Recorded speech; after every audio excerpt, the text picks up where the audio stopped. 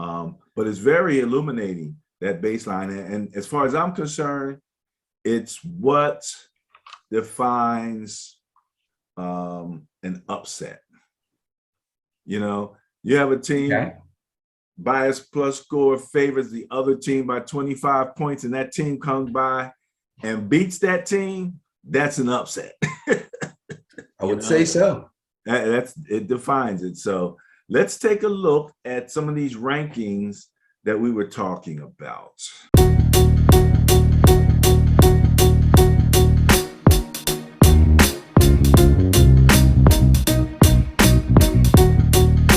Okay, Ben, so let's take a look. You know, this is my indulgence here. I love the symmetry of the Sterling Pro Football Net Point Power Rankings.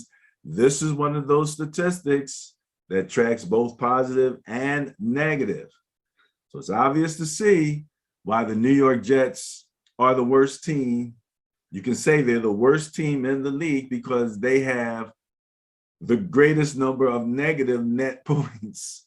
You know, we'll talk about the actual numbers. I'll show you a little bit closer to the actual numbers, but you can see from the scale that they are, you know, and then you have what's 31st place, Houston, Detroit, Jacksonville, Atlanta. So those kind of round out your bottom five, and you see where your top five are in Buffalo, New England, Arizona, Tampa Bay, and Cincinnati, one of the teams that's really creating some surprises and some electricity in the NFL because they are having to be contended with.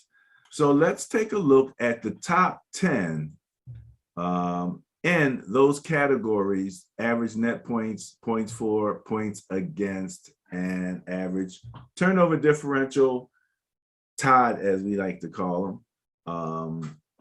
And you have your net point rankings from Buffalo in first place at 13.1. And then this upstarts New England Patriot team coming in at second place, right behind them at 12.2 average net points per game. These are the only two teams in double digits in terms of net points at this point.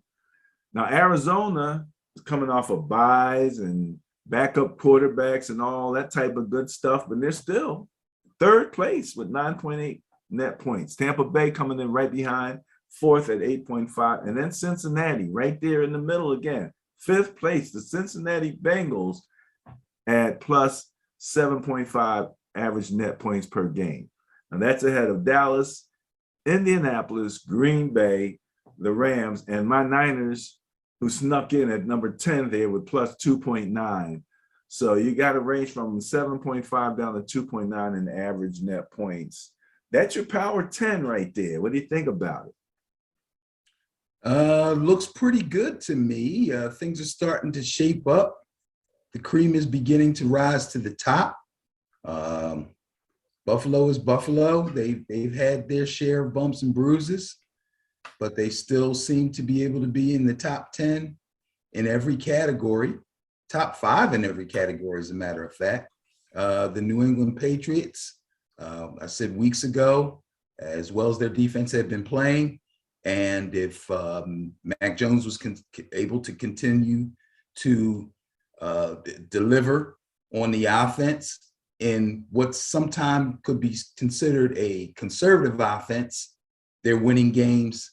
They're keeping the scores manageable, and their defense is doing a great job.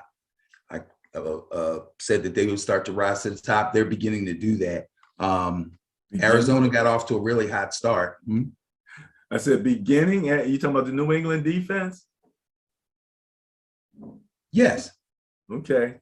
No. I said because they were playing so well, the team would begin to rise to the top. Okay, great. Yeah. Based on how well the defense has been playing. The offense is not spectacular. In fact, I don't see the offense in the points for category here at all. Oh, yes, I do. I see them down at number 7.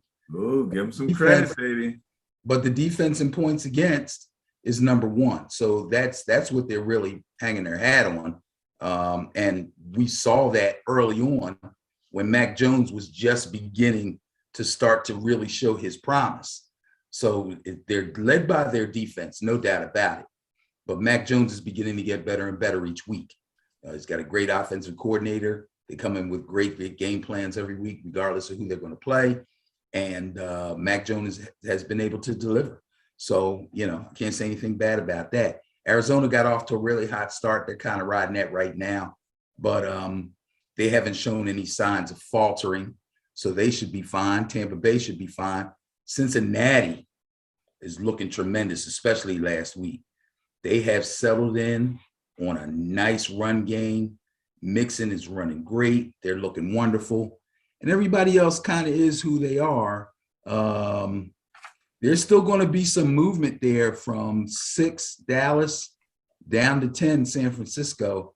There should be some jockeying for position week after week as we come down to the last part of the season. A couple interesting things that I saw, and again, I remind people this information is at the Sterling Net Point Power Rankings on Facebook. Just go to Facebook and look up Sterling Net Point Power Rankings. They won't let me put the pro football in there yet. Then there's some Facebook regulations that I'm dealing with. But in any event,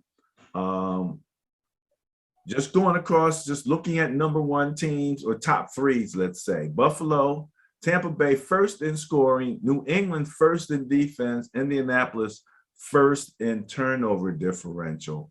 New England second in turnover differential. So for a rookie quarterback, that's a really great stat. And, the one other thing that I wanted to mention as I'm looking at these top three is that when we look at average net points here, now you're looking, this is what, through week 12. So this is 12 weeks worth of statistics that's brought here, and that's what your average is over that 12 weeks. But relative to momentum, I like to look at the last 3 weeks when I can.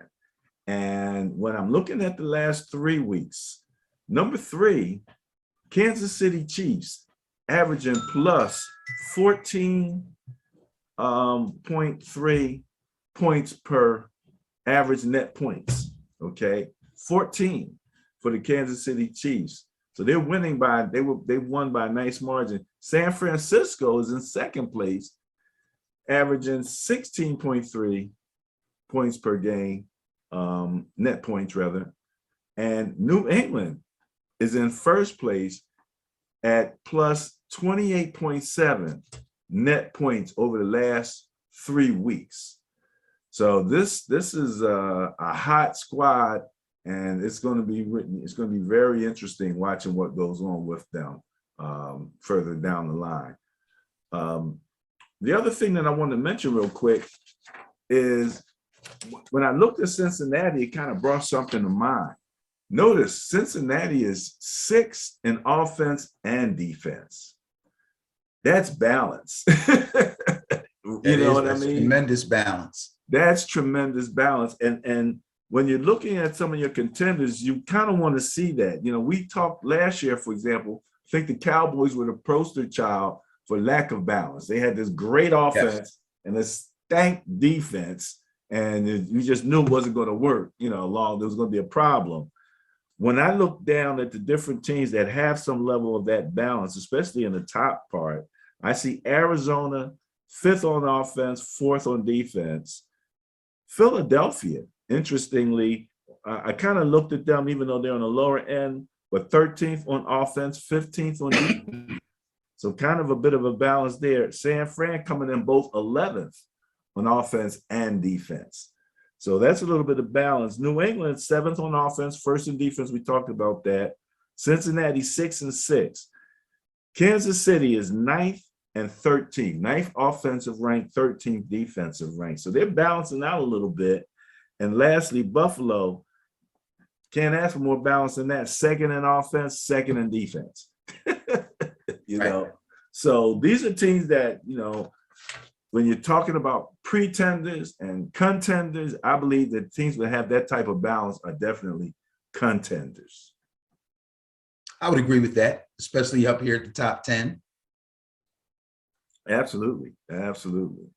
All right. So again, Sterling Pro Football Net Point Power Rankings. That full list can be found at the Sterling Net Point Power Rankings on our Facebook page.